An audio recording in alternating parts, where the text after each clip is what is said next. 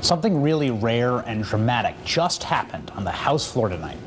In just the last 2 hours, something that goes against all of the established norms and traditions and rules and precedents about the way things are done in the House of Representatives. See, here's how things normally work in that body. Being in charge matters a lot. It basically is everything. The leadership doesn't just influence how a vote goes down. The leadership decides whether a vote even happens in the first place. If you were just a lowly House member, you don't just get to present a bill or even an amendment to a bill and get an up and down vote on it. Your thing doesn't get a vote unless the leadership says it can have one. So if the leadership doesn't like your thing does not see the light of day. It does not even get a vote. That's just the way the House works. Except, apparently, tonight. Tonight, things were different. Tonight, every member of the House was forced to take a position on a measure that leaders from both parties had hoped would never see the light of day. Remarkably, the full House took a vote tonight on an amendment to the defense spending bill, sponsored by Republican Justin Amash and Democrat John Conyers, both of Michigan.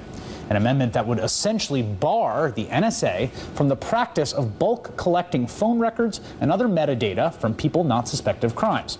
Basically, it defunds the kind of stuff we first learned about in the very first Edward Snowden revelations published last month by The Guardian, when we learned that the call logs of every single Verizon customer over a 3-month period were being turned over to the government. And discontinuing that practice, that is an idea that a veritable who's who of elite Washington's power structure lined up to oppose. The top 3 Republicans in the House opposed the measure. The Republican chair of the House Intelligence Committee called it inflammatory and misleading. The top Republican and Democrat of the Senate Intelligence Committee released a joint statement calling it unwise. More than half a dozen House committee and subcommittee chairmen sent out a letter urging their colleagues to vote against it. NSA Chief Keith Alexander was dispatched to the Hill yesterday to host emergency private briefings to lobby against it. James Clapper, the director of national intelligence today, said the measure risks dismantling an important intelligence tool. And of course, last night, the White House itself released a statement urging the House to reject it. That is what this amendment was up against. Pretty much no one in the top Washington power bracket from either side of the political aisle wanted to be debating this thing. But its support was also bipartisan, and that bipartisan coalition got their debate and their vote.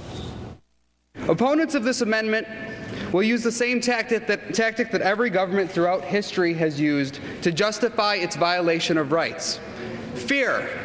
Passing this amendment takes us back to September 10th. Metadata, it sounds kind of scary. It's nothing more than an Excel spreadsheet with 5 columns. No administration should be permitted to operate above or beyond the law as they have done in this respect. General warrants, writs of assistance.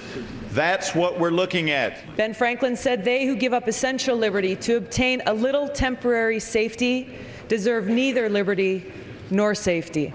Are we so small that we can only look at our Facebook likes today in this chamber, or are we going to stand up and find out how many lives we can save? Get a specific warrant based on probable cause or stay out of our lives.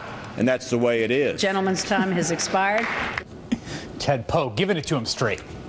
The amendment to block the NSA's bulk collection of phone records failed, but it failed by just 12 votes tonight. And the simple fact that it got a vote is amazing. There were countless reasons to believe it would die and be buried without any kind of official debate, much less an actual vote. Now, if you're sitting home trying to figure out where you stand on this amendment, allow me to give you this taste of where Michelle Bachmann stands. The only people who have benefited from the revelation of classified information by someone who worked for this government, who intentionally and unauthorized declassified some of the most sensitive national security information that we have. The only result is that those who are engaged in Islamic jihad will have been benefited. Spoiler alert, that's the same side as the President of the United States. Joining me now is David Sirota, a nationally syndicated newspaper columnist, Salon.com contributor, also a former House staffer. My first question to you, David, is, as a House staffer for quite some time, how did this thing happen? It was unlike anything we've seen come out of this House. You had an actual floor debate. You had people standing up, and I couldn't predict when they stood up which side they were going to be on. And then the thing got a vote, and it almost passed. How did this happen? Well, there's two reasons it happened. The first reason is that traditionally on appropriations bills, that is the annual spending bills, there are very narrow amendments that are allowed to be amended to those bills, which either block funding for something or transfer funding from one thing in the bill to something else in the same bill. Very, very narrow rules, and so it's very hard to create a vote on a message, on an issue, on a big national question like this in such a narrow way. But the people who put this bill together clearly were skilled in the art of crafting such an amendment, and they created a crystal clear vote on whether the Congress, whether the House wants the NSA to be surveilling Americans who are not under investigations. That's one way. The other way, because that can still get blocked. I mean, you can still have the Speaker use the Rules Committee to take a radical measure, a radical step, and say none of these amendments are allowed. That's a very radical move in the House. But what I think is so encouraging about this is not only the artistry in crafting such an amendment, but also that there was a bipartisan kind of insurrection among rank-and-file members of Congress against their own leadership, saying that the American public deserves an open debate on this, and that the American public deserves to know where their members of Congress stand on this. What do you think it indicates about the politics of it? Because to me, at one level, it's encouraging, and I actually thought the debate on the House, that Michelle Bachmann jihad mongering aside, was relatively fairly high level. I mean, it was actually a substantive engagement on both sides on the possible drawbacks or virtues of this program. What does it say to you about where the politics of this issue are that this happened tonight? Well, I think it says that the politics have broken completely apart, that party labels don't really matter on an issue of civil liberties, on an issue of the Fourth Amendment, and I think that probably makes official Washington quite scared. I think a lot of people in the building behind me right now are very, very nervous about the idea that we're going to see more votes like this, and this was a vote that was so close, with such lobbying force against it, that you can imagine in the Senate or again in the House a vote like this passing. And I think that will create a situation where more of these questions get asked. I thought it was very interesting, the partisan breakdown, insofar as the majority of Democrats voted for this. They voted for this amendment, which is against what the White House wanted, and the majority of Republicans voted against it.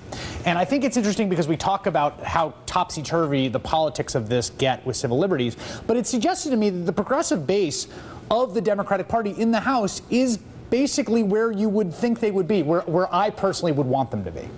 Yeah, I think that's right, and I think that that's encouraging in the sense that those Democrats voted against their own president, voted against their own party's president, and I think that's really encouraging that we're seeing some, I think, distance between House members and the White House on an issue of civil liberties, where you're seeing the House members in the Democratic caucus stand on principle, saying, you know what, we're not going to care about party, we're going to vote on principle for liberties. Now, of course, you had the House Democratic leader Nancy Pelosi vote against this amendment, but I think again, you're seeing a transpartisan uprising in the House, and I think you're going to see some of it in the Senate, and I think that makes the White House very nervous, as it should, because the White House has a lot of questions to answer on this. Columnist David Sirota, thank you so much. Thank you. We'll be right back with Click 3.